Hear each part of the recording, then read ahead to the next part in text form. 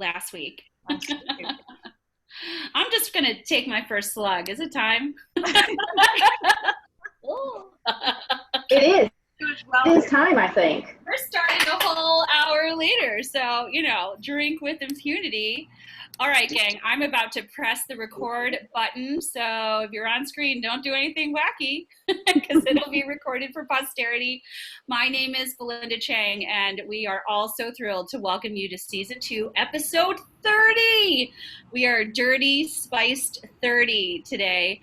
And it is October 11th, and it's 12 p.m. somewhere, and later in other places. But here we are. So we would love to spotlight 3 people today. Mark is going to make a little selection and hear from you, because I think brunch is most fun when we hear from all of you instead of you having to listen to Morgan and I drone on.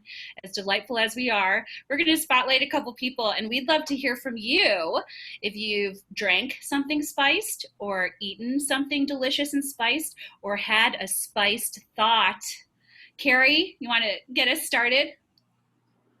Oh gosh, I'm ready to jump into this because I've been smelling this for the last 30 minutes. It smells so good, and I already prepped my pumpkin spice syrup. Yes. Which I could just kind of drink on its own. I love it. That's my spicy thought of the day. I think Karen ran off to go get her syrup. Karen, have you had anything spiced or any spiced thoughts in the last week? I just want to say that I'm not a big pumpkin fan, and I am having a newfound appreciation for pumpkin when you actually get the pie pumpkins, bake them yourselves. I could drink this syrup down without any alcohol, period. Yay! Love it. Well, we always have to hear from Henry and Ida, because I always love to see what is in their wine glass. And maybe and I also know that there was a visit to Dominique and Sel where there might have been something spiced in the last. Did you have something delicious at that particular spot?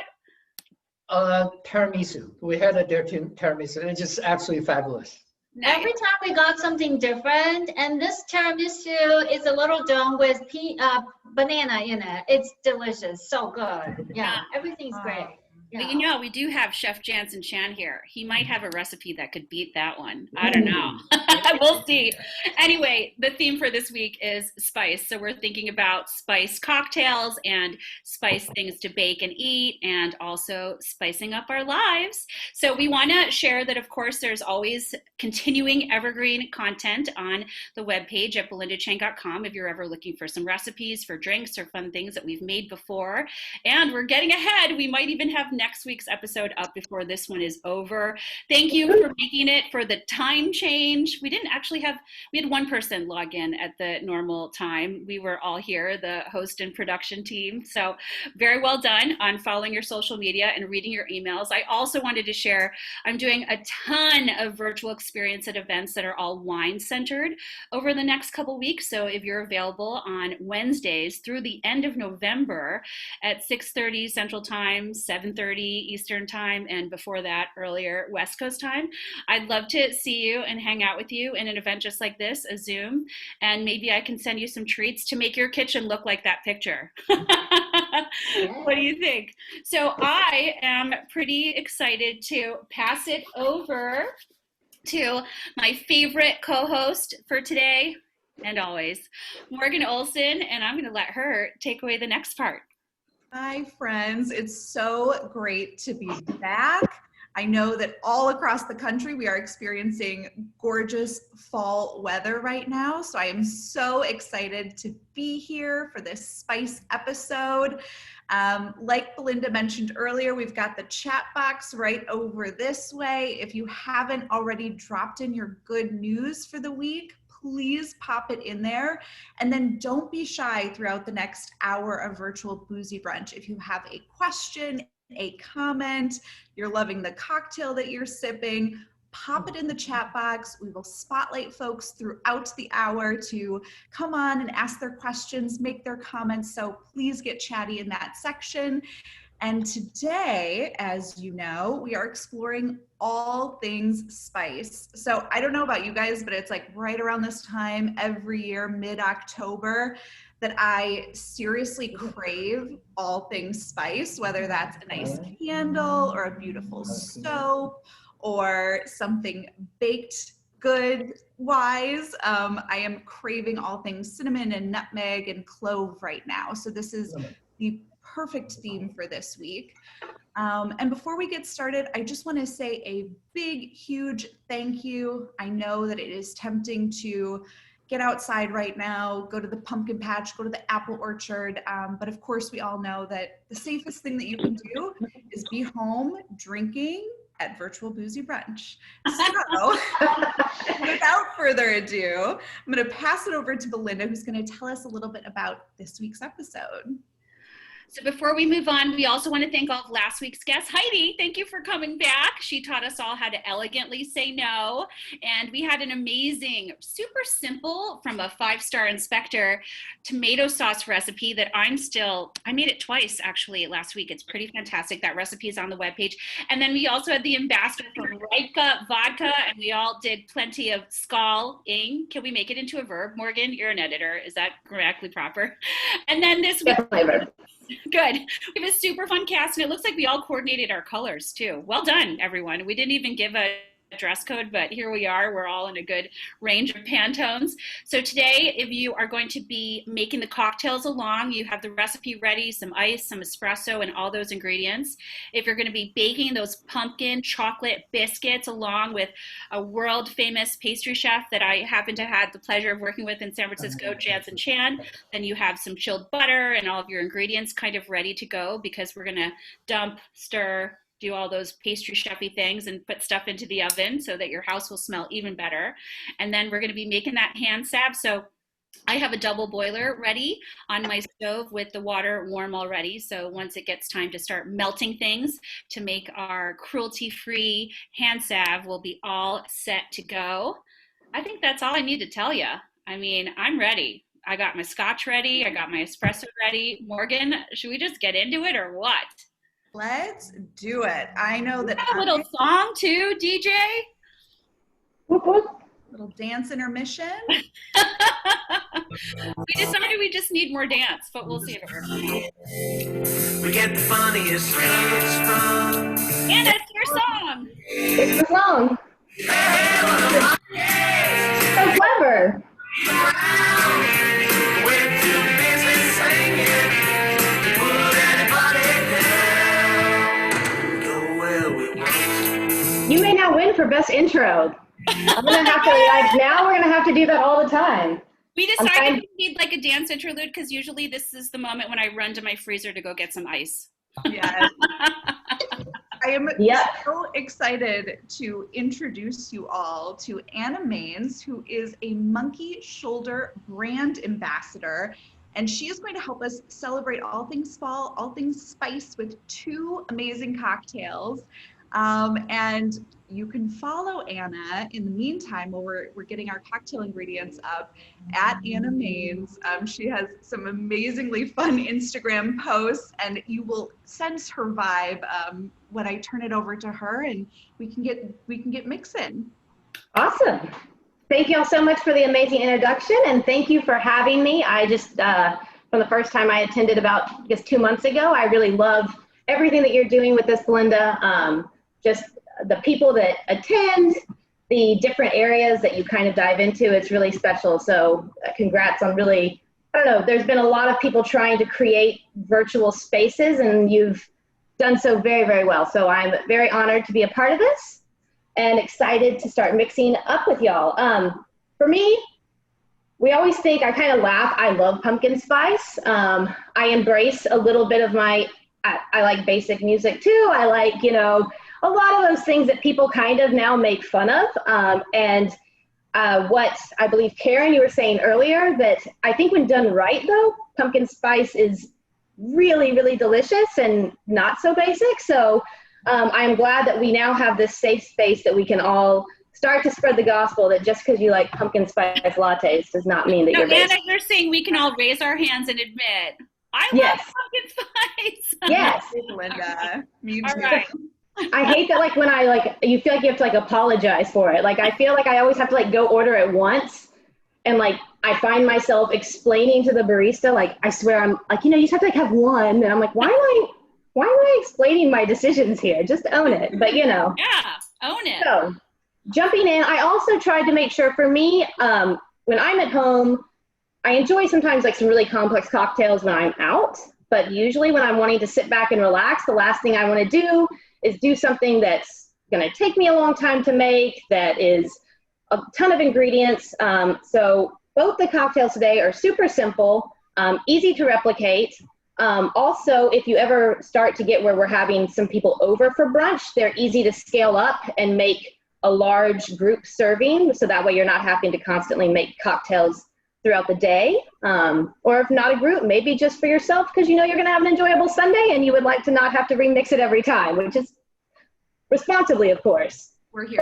So we're going to start off with first I did a hot and a cold cocktail. I know some parts of the country right now are getting into that time where they really want something warm. In Texas, I'm still on the refreshing side, and I wanted to show that you can do spice and pumpkin in a cold, refreshing drink, because I think my mind always goes towards more warm. So we're going to start, and each drink's got similar builds as well. I tried to keep it simple that way. So you've got your monkey shoulder. Something that is special about this scotch, we are 100% malt blended whiskey, and it was made purely with the intention that they want to go against everything that scotch had traditionally been. So in 2012, when it was created, they said, why does scotch have to be proper? And, people weren't using it in cocktails, and everybody was told that you had to drink it a certain way. And we said, what if we said, let's throw all the rules out the window. Let's make something that's made for cocktail. Personality is loud and fun, and that we drink because we like to have fun. We drink to connect. So why should our spirits not be fun? And so that's kind of what our personality is here, and that's what drew me to the brand. So, Anna, which one are we building first? Are we doing? So we are going to build the oh my god, OMG, it's pumpkin spice. Great. I love this cocktail name, by the way, Anna. I feel like, and again, I said I think that at some point let's just embrace the fact that OMG, pumpkin spice is really good. So fun. Also, I'm one for silly acronyms and OMG, so orange, monkey, and ginger are all things that you need for this. So it just kind of lent itself to a good one. We're going to start with just 1.5 ounces of your monkey shoulder, and I am going to pour it straight into a shaker. If you do not have a shaker at home, you could use, anything that has a lid. It could be one of the protein shakers. It could be a quart container. Doesn't have to be one of the fancy silver ones. So you can make use with anything. I am then going to do a 1/2 ounce of my pumpkin syrup. To make it so it was a little less thick, I super strained it several times, and then also always use a cocktail strainer like this when I'm pouring it into my glass, just to kind of do one extra round of straining some of like the puree bits. But that's purely a preference for me. Some people like that texture. So that's what, if you see, I will be doing. I'm going to get my ice. Let's see here. And I'm shaking this before I add the ginger beer, just because I really like to kind of like incorporate, make sure the syrup's mixed well with the scotch so that the flavors are all even. So now we get to do the cool part.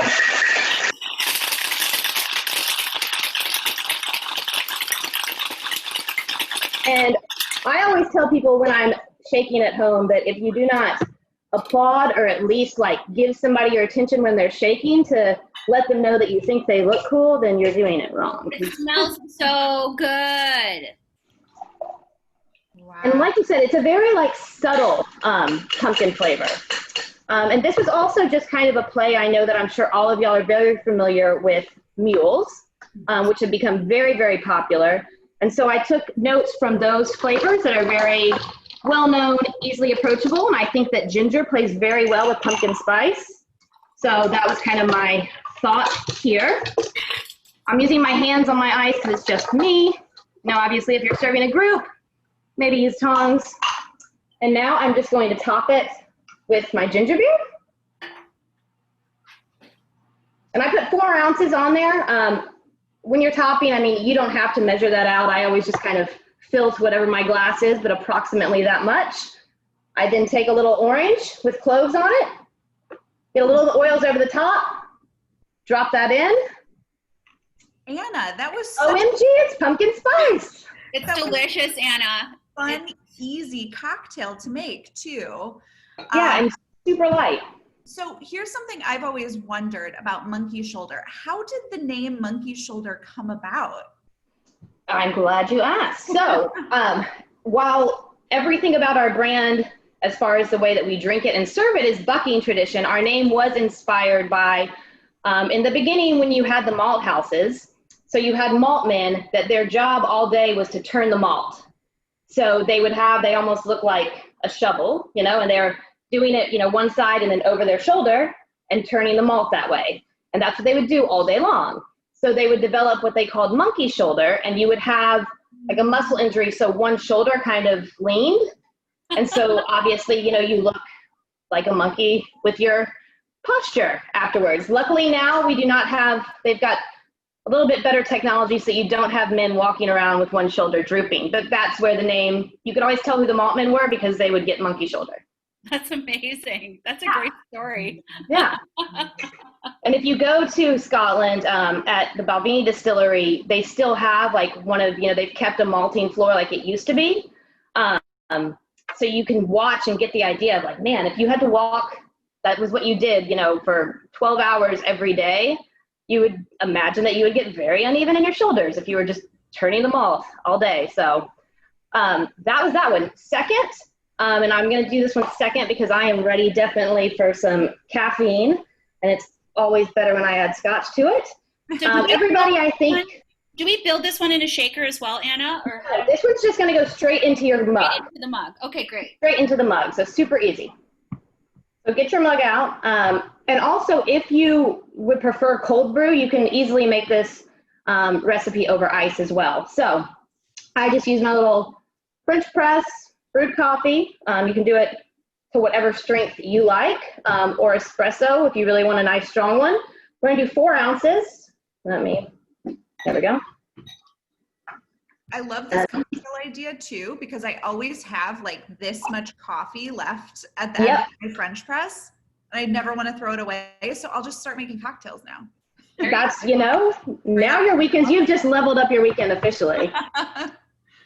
And that's very sustainable thinking. I'm going to stop by for the delivery window on that. We're going to do a 1/2 ounce of your syrup in there.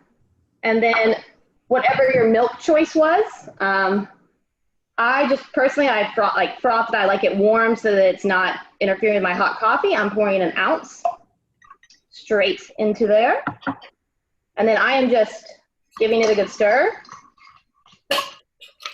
If I had a normal size coffee mug, it would fill, but because I'm drinking out of a very large one and planned to make myself more than 1 serving, I'm using a large mug.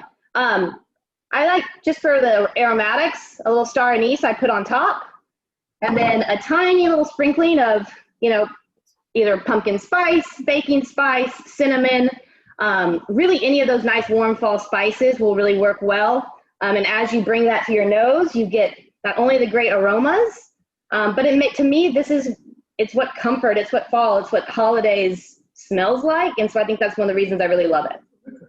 That's a delicious one too. Anna, I also like that you said make it in a coffee mug, because you could have this cocktail at a meeting. You can.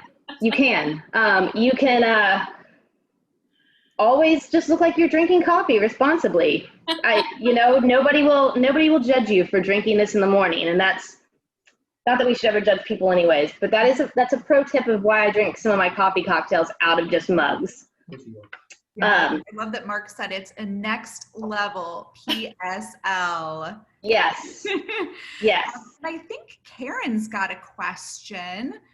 If we unmute her. Karen, what was your question? Well, I'm wondering if Anna can talk about her straining methods, because I was having some difficulty straining my syrup. Tastes fabulous, and it's still mixed really well, but yours looks so strained. Yeah, well, I also cheated a little bit. I have a friend that is able to use a centrifuge and do some actual separating that made it.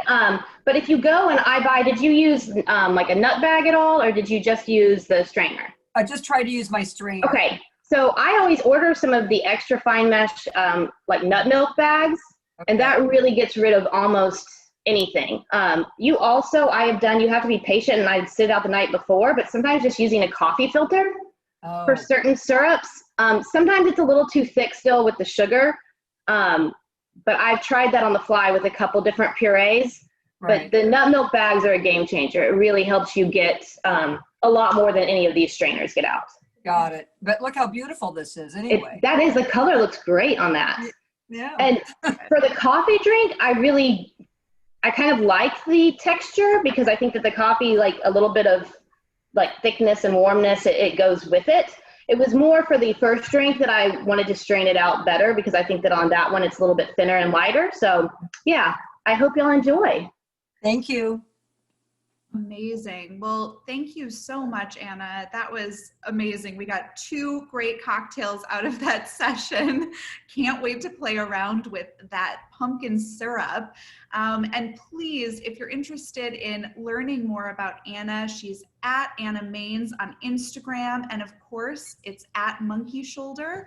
You follow the amazing Monkey Shoulder brand and probably get some more cocktail inspo for fall and winter. You can. Yeah. Thank you. Thank you for putting up there. And and any questions y'all have, but like reach out, slide into my DMs. But yeah, whatever, I'm always happy to answer any questions. Or if you have an idea for a party or something that you're trying to come up with a cocktail for, always more than happy to help. So I look forward to hearing from y'all again. Thanks, Anna. Cheers. You're so welcome. Cheers, y'all. These great recipes, so fun. And now I've got a little scotch in my system and I'm ready to bake and have something delicious to add to this great panoply of flavors. So I am very honored to introduce to everyone Chef Jansen Chan. We work together in San Francisco at the 5th floor with Laurent Gras. He's a graduate of the Cordon Bleu in Paris, so got some legit skills. And after working for Alain Ducasse and some of the greatest Michelin 3 and 6-star chefs on earth, he became the director of, what was your exact title at ICC?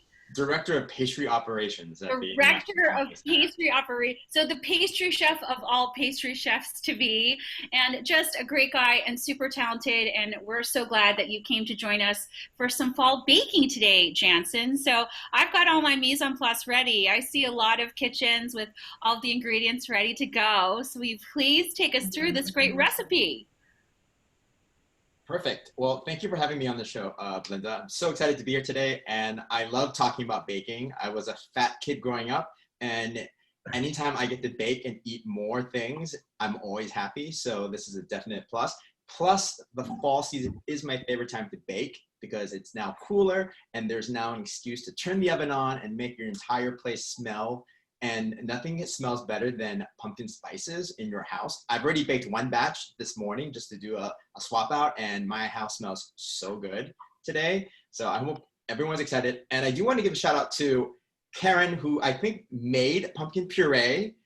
So I will admit mine is canned today, but when I'm in kitchens and in restaurants, I've always pureed the pumpkins, but it just doesn't make sense to make 1 cup of puree sometimes. If you do make it, I would recommend making it and then freezing it in pint containers to last the season because it is a lot of work. So kudos to you, Karen, for doing that. I'm going to pull out my mise en place and get it ready and talk through the recipe for those who are joining. The first thing you should do is, of course, preheat your oven to 425 if you want to bake along because you need a hot oven.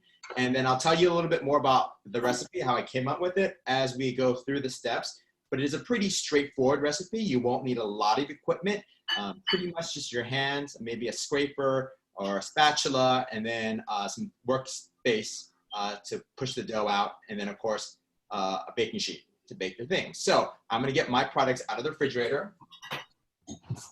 Thanks, Jansen. Jansen, real quick, I think Victoria had a question. Do you want to ask that, Victoria? Here.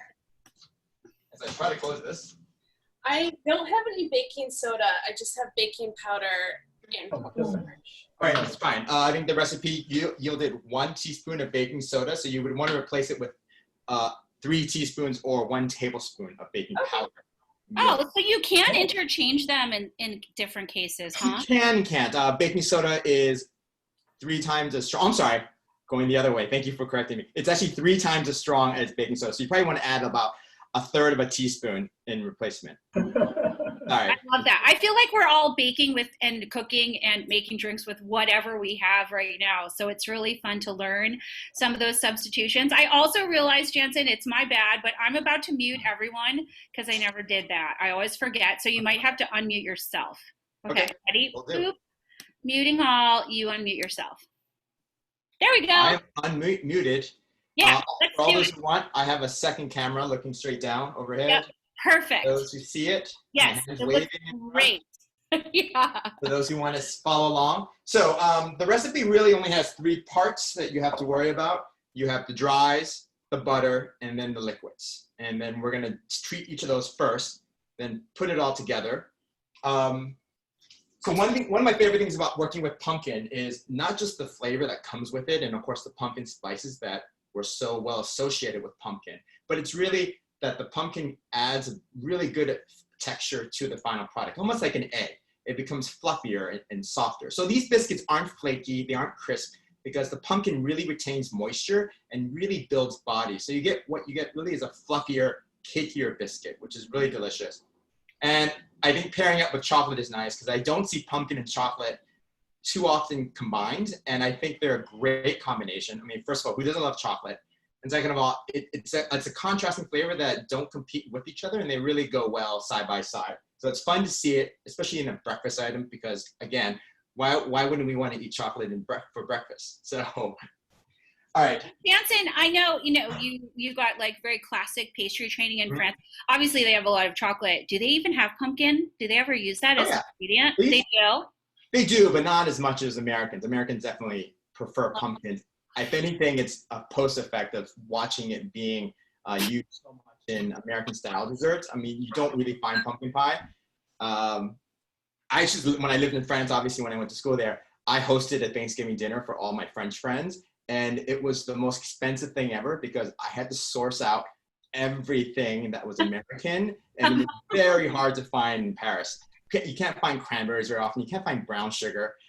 Even getting the turkeys was really tough. We had to go to the farmer's market, my roommate and I, and get them to kill the turkey. It was just a pain and so expensive. And we had 30 people in my tiny little apartment in Paris. But it was amazing because they never had a Thanksgiving dinner, and they've always seen it on TV. Right. Fun to be able to do it, but it was so expensive. Like getting everything was just a pain. So I'm always happy to have Thanksgiving here in the US. Yeah, right. I love it. Okay, is everyone ready to start? Ready. All right. So the first thing that we're simply going to start is just the dry ingredients and getting those together. I have a bowl of my all-purpose flour, and I'm just going to put everything dry that's in there. So that's the sugar, that's the baking powder and baking soda. You'll notice that there's quite a bit of baking leavening in this. The batter gets a little bit heavy with all that pumpkin, and it really needs the extra lift. We use a combination of baking powder and baking soda because it's they both have the power to push, but the baking soda is going to react with the sour cream that we're going to add later, and it's not enough. So the baking powder will just work better and give that extra lift. Salt, because you always need salt whenever there's flour present. And then, of course, the spices. Now, in my recipe, I've listed cinnamon plus pumpkin pie spices. Now, of course, everyone has different versions of what they like with pumpkin pie spices. I like to make my own mix. I gave the recipe in there, what my blend is. I find that really convenient so that you can just add it to whatever you want to and have your ratio. So if you like a little bit more ginger or a little bit more cloves or nutmeg, you can temper it together, and then you always have that mix. I always just save an old jar and I make the mix, and I have a pumpkin spice mix myself. That's so smart. I think a lot of these spices in many homes, like my mom's, sorry mom, only get pulled out for pumpkin pie once a year. So this is really great. Now we have some cocktails to put them into, and then also these biscuits to put them into, and the pies and the other stuff. Correct. So I'm just mixing the dries together and simply just getting them together. I'm now going to mix all my wets together. Let's put that here and that. So I got pumpkin. Again, my confession is I've used canned pumpkin, just completely fine.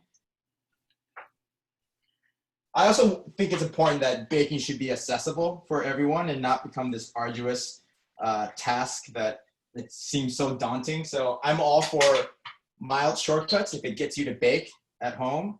Vinegar, I've added, and milk. So the vinegar or lemon juice, whichever you add, lemon juice will give a little bit more flavor. It's really going to give a little bit of acidity and balance to the entire recipe.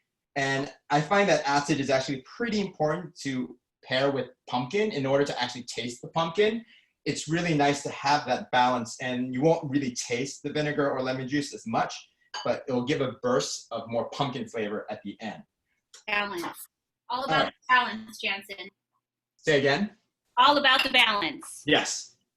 All right, so I have my liquids ready, which are chilled, my dries, and I got my butter, which has already been cubed up. So we're going to just throw that into the dries. Now you can use a pastry cutter, you can use a paddle, you can use 2 knives, but honestly, I have no problems if you just use your hands to break the butter up. It's probably the fastest way, and it's going to work with this type of dough. It's more forgiving. And what we're doing here is we're breaking the cold butter and coating it with the flour. That's really the goal of this. We want to break the butter into small little pieces, not so much to incorporate and mesh with the flour, but really to be covered by the flour. And what's going to happen is the butter is going to bake in the oven, and it's going to release a little pocket of steam, right? Because butter is 16% water. And that little bit of steam is going to create a little pocket of puff.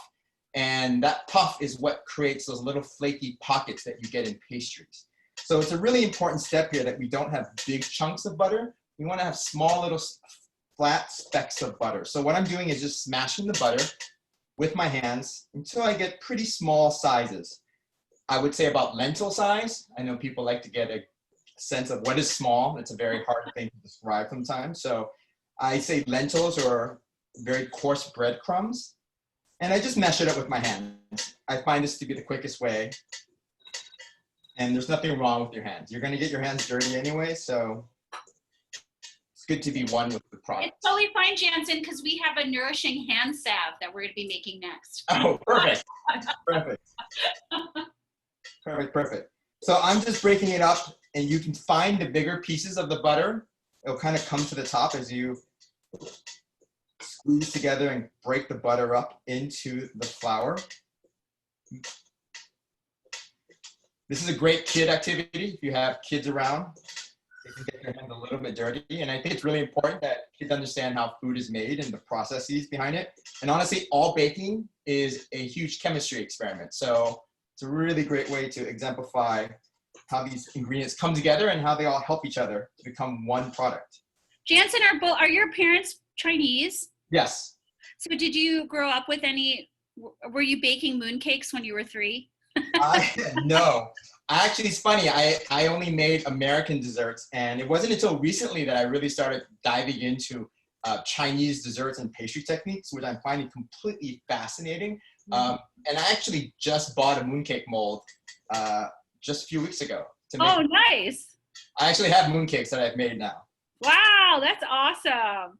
Yeah, it's quite an interesting thing to approach because I'm so classically French trained, and to approach pastry from a completely different side is really fascinating and interesting. But did you tell all those French people we invented it? We invented everything. Mark will nod with me, right? I mean, I we can't invented say pasta, paper, pastry. I will give you this much credit. The French really embrace butter like no others. So, I mean, that's definitely a one-up for the French, right? And yeah. general Western Europeans, like they really embrace butter, and butter's delicious. Butter is delicious. Don't really have much use for the butter, so. All right, so. Butter and cognac. Butter and cognac. Yeah. So here's the fun part. I got my product here. You can see most of the butter is pretty much mixed in, and I don't find big chunks of butter, and it's almost like really thick breadcrumbs. I'm just gonna add all the liquids at once. Yum. All right. That's a moment. To get all in there. And I'm gonna just start initially by mixing with the spatula to make it easier, but I am gonna go onto the table in a second. If you wanna keep your table clean and don't wanna have to clean it afterwards, a good trick is maybe putting down a silk pad. You can certainly work on a silk pad. It's a lot easier for the cleanup. if you happen to have a silk pad, it's a really nice tool. People just think about silk pads for baking, but it's really quite handy. Do you have a trick for getting silk pads clean, aside from having a really great dishwashing team at the restaurant or at school? I always wash mine. Obviously, I use actually the back of a half sheet tray to scrub it. So if I have to rub something like with a spatula, something a little firmer, I soak it if there's sugar on it. And then I use the back of a half sheet tray, or at the restaurant, a sheet tray. Smart. And then the most important thing, you have to let it dry. So even if you dry it with a towel, it's not really dry. I always hang dry mine. I actually use binder clips, and I clip it onto any kind of metro shelving, and I let it drip dry and dry all the way through, because the water is really what can build up mold or encourage any kind of growth on the silk pad. Jansen, those 8 years of students were so lucky to learn from you. I've answered so many different types of questions. There's nothing that ever stumps me anymore. So I will say that much. Hey, Jansen, Rick has a question. I'm going to spotlight him so he can ask it. Yeah. Rick, ask away. We're going to unmute you. You're going to... I think, Rick, you just need to press that unmute button. There you go. Okay, I wondered if the texture of plant-based butter does as well in baking, creating those pockets, as regular cow's milk butter does. That is a very good question. Plant-based butters are great. They do have water in it, which is great, versus something against like vegetable shortening or lard, which has very little water in it, and it doesn't have that same effect of the puff. The only thing about plant-based butters are they tend to be a lot softer. So you're not going to get as much firmness with it. So for that step we just did, it's going to want to incorporate with the flour much quicker. You can get around that by freezing the plant-based product, and that will be a lot harder, and that will give you a leg up if you were to do the exact same steps. Because I love, Jansen, I love that Miyoko's butter. There's a Miyoko's vegan butter that's cultured. I think I've baked with that. It's pretty great. There's some really good stuff out in the market now that didn't exist like 3 years ago. So it's definitely gotten better. So if you notice, I put the pumpkin dough right onto the work surface with flour underneath. You want to make sure that you do have a generous amount of flour underneath so it doesn't stick to your table. If it falls apart a little bit, don't worry. And we're not going to even use a rolling pin. You'll notice the dough is super soft, a lot because of the pumpkin and the texture. And what I'm going to do is place a layer of chocolate chips in the middle. And there's kind of a reason why I do that. You can obviously just mix in the chocolate chip cookies whenever you want in the beginning.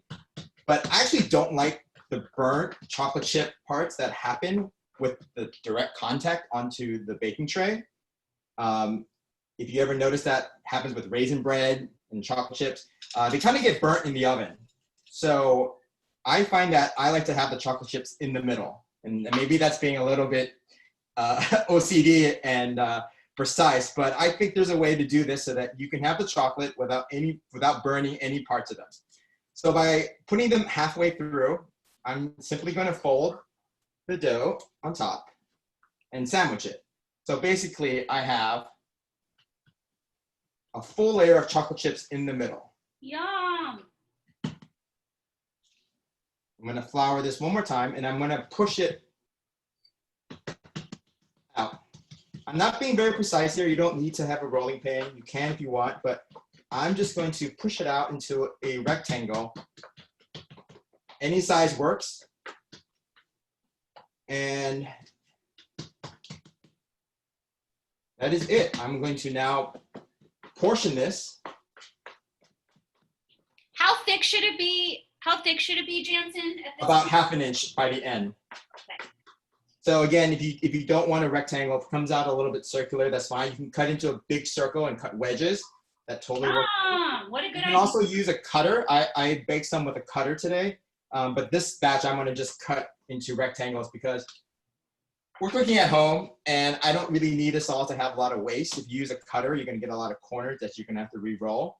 But with a nice rectangle, I can break it into a nice rectangular shape very quickly by just simply cutting it. I'm going to cut it into 4 by 3. So simply cut into quarters in the long direction, and then get a little more flour in here.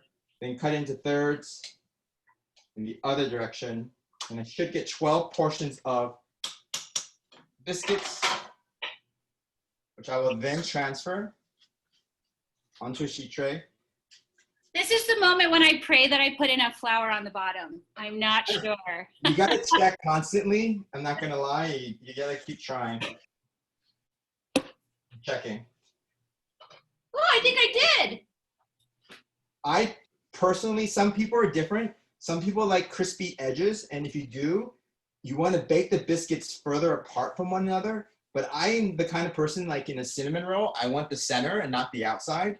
And I like super soft, fluffy parts. So I like to put the biscuits really close together, like about 1/8 of an inch apart from one another, so that the sides kind of combine together in the oven and almost need to be pulled apart. And I really want that fluffy texture to be enhanced. So by putting them really close together, they're gonna almost come back together, but create very soft edges. So this is my tray.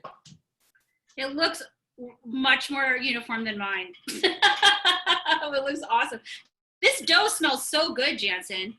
Mm. Good. You can always take a bite. Yeah. So, Mm. of course, I have always you can always just bake the biscuits at this point, by the way, and go ahead. But of course, I can be extra. So some people like to be extra. That's definitely me.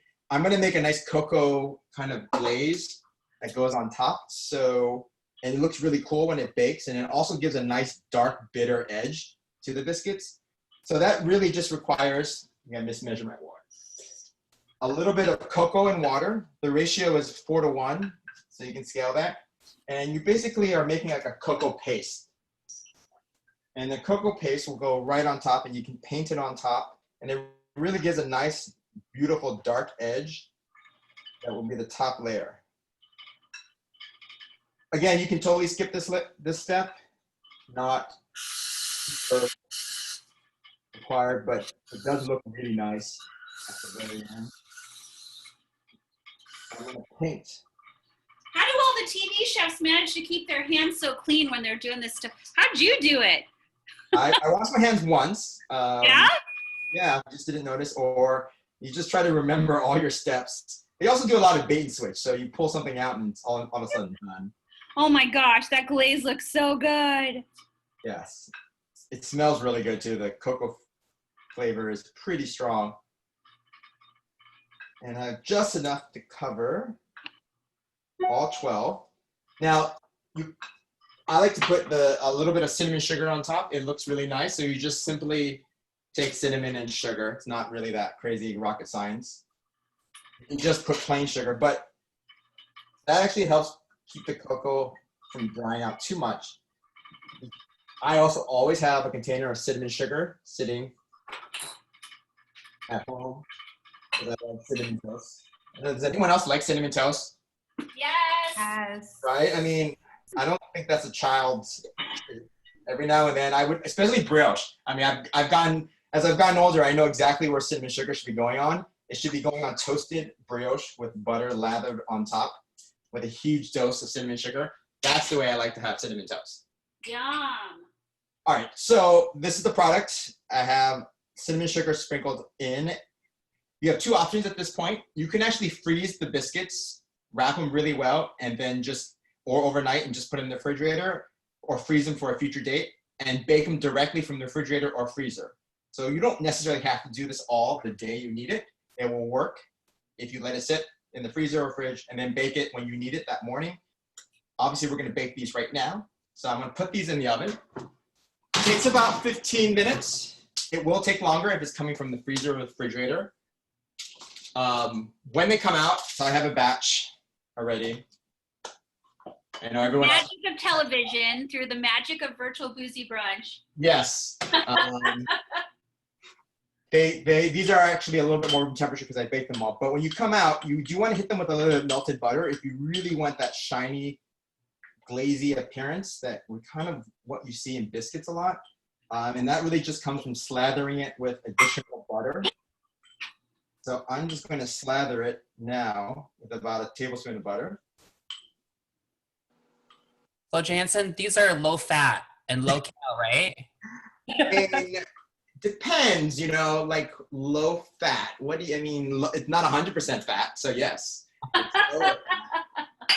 Mark, we're all going to practice the TikTok dance afterwards, a couple rounds. So that'll make us even Steven.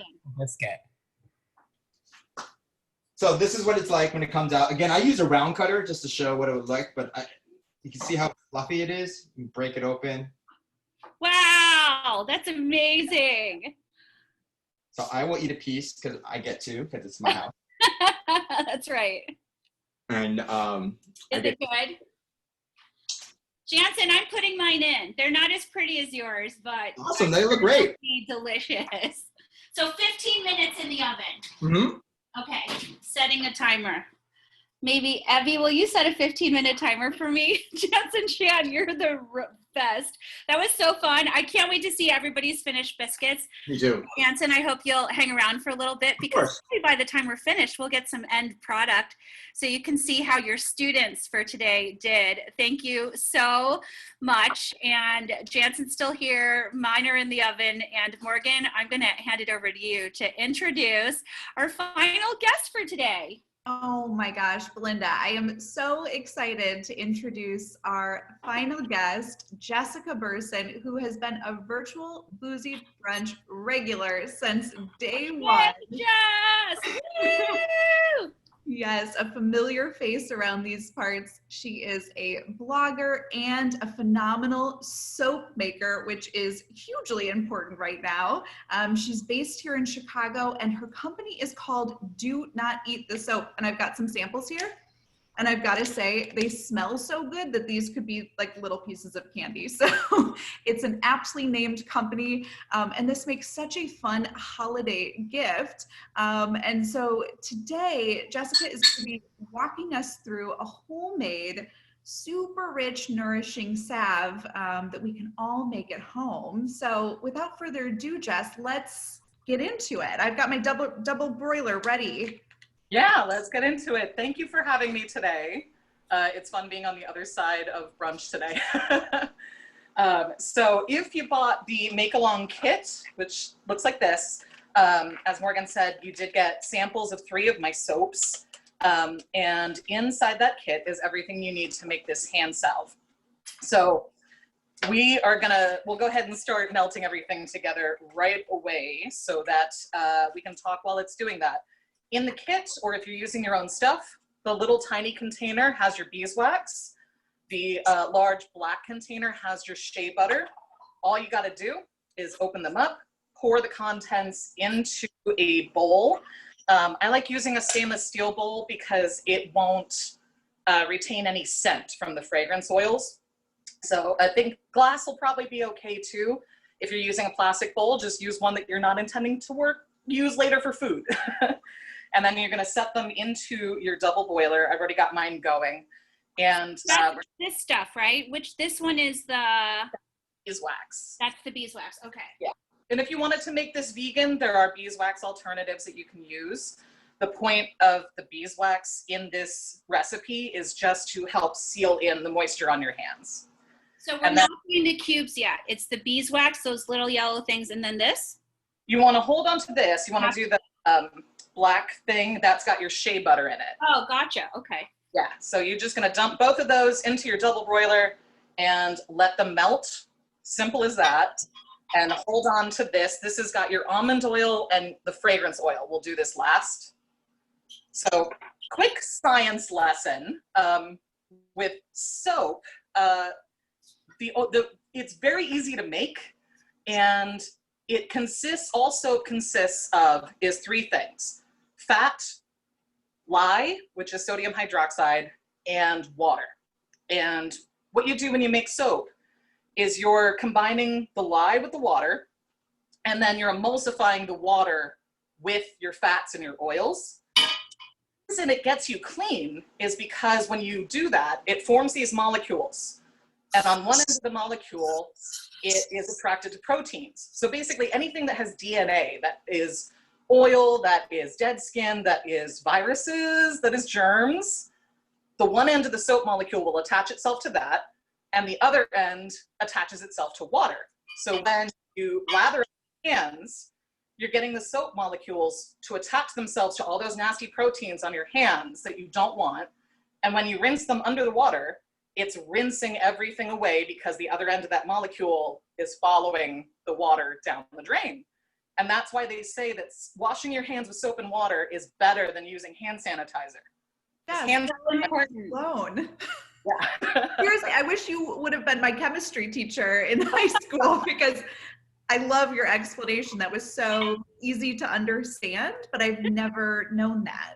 Yeah, it's one of those everyday things. We just don't think about how it works. We just take for granted that it does. But the downside of that is it's also washing away all the natural oils on your hands. And so at the beginning of all this, I was washing my hands quite often. I've been working in the public the entire time. I never went into quarantine or lockdown fully. So my hands were getting very dry and cracked, and I wanted to find a hand salve recipe that was going to help bring some of that natural moisture back. And this one works like a charm. It works so well. It's not greasy. It helps to seal in all of the natural oils in your hands without taking away anything. And I custom mixed the scent for this kit, which the kits are still available if anybody wants one. It is a very smoky, peaty whiskey mixed with earthy pumpkin and of course a little bit of spice. So it is the perfect unisex fall fragrance to have on your hands. It's so great. I mean, it already smells like I'm making some kind of dessert right now. It smells so dreamy, Jess. This one is amazing.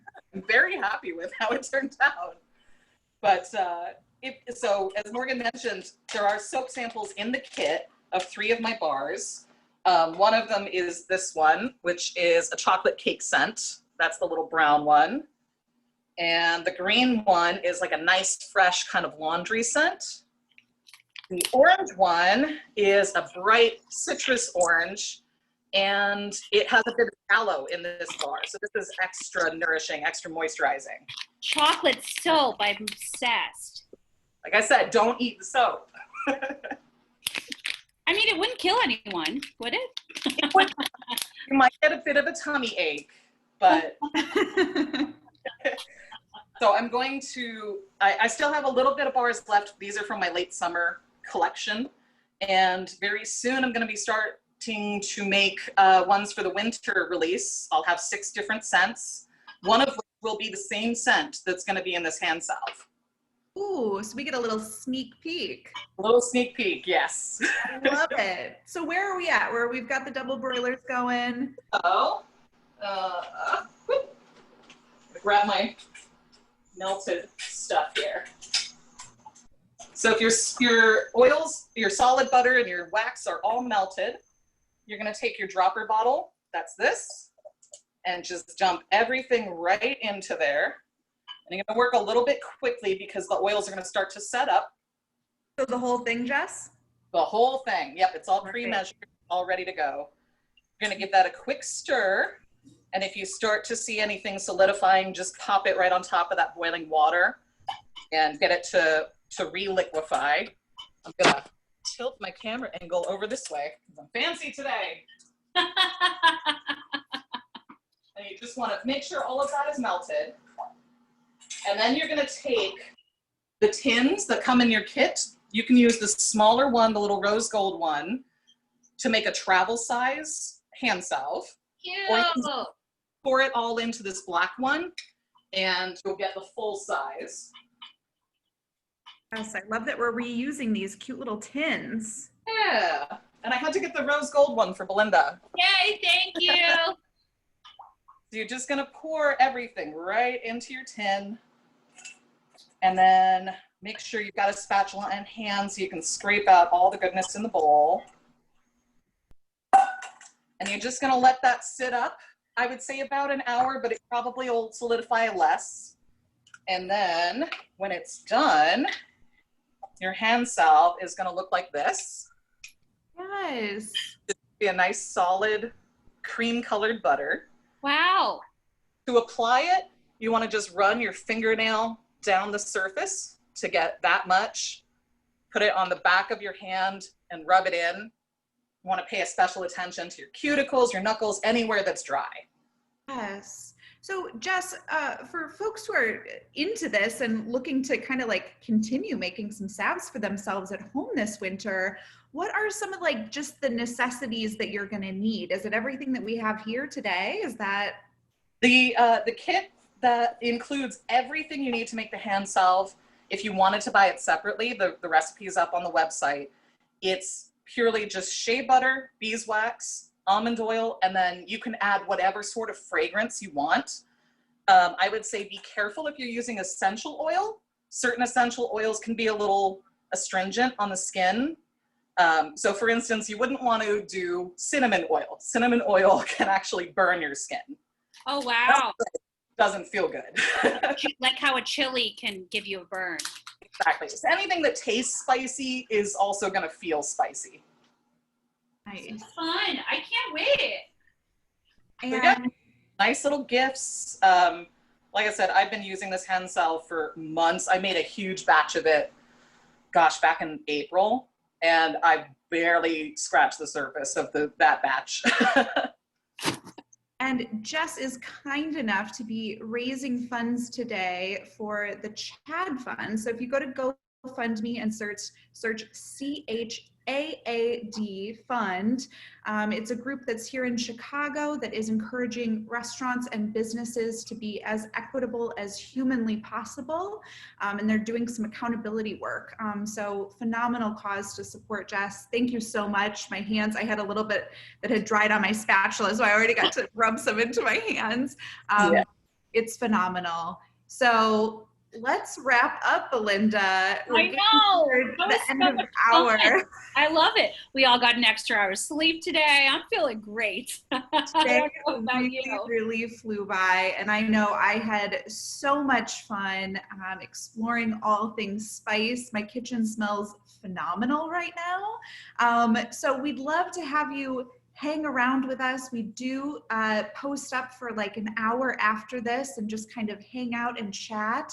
So we'd love to hear about all the things that you learned today and experienced and loved if you want to hang out with us. But yeah, thank you. Oh, thank you so much, Anna, Jansen. Thank y'all for having me. Yes, you guys are so amazing, and we hope that you loved your experience here, and we'll come back. So next week, the theme is going from spice, maybe it's kind of the same, to squash. And Ed Hennis, who is also one of our beloved regulars, has a little cooking show on Facebook, and he's going to bring it here to my studio, 8H, properly social distanced. And we're going to be cooking with squash. We're going to make squash cocktails. Anna gave me a really good idea for a pumpkin ice cream situation. And we're so honored to have a 3-generation American women farm family come from Frey Farms. Hillary just wrote a great book about squash and her American farm, and they are the biggest squash and pumpkin growers, I think, on earth. So it's going to be squash all the time. Maybe we should do a commemorative squash salve or soap, Jess, for for the episode. So we can't wait to see you back here next week. Morgan, we're getting good. That's 2:00 Central Time on the dot. We always love hanging out with all of you, and please be safe out there and have all the pumpkin spice that you want, because it's okay. I'm going to pour myself a little scotch, and then in maybe 30 seconds or so, we're going to unmute everyone, and we'd love for you to stay. But of course, if you have to go, we bid you adieu, and have a spiced and blessed week. Thank you all. I gotta go jump on another afternoon event, but I will join next week so that I can hang after and continue all the spiced fun. Yay, Thanks, bye, y'all. everyone. Bye.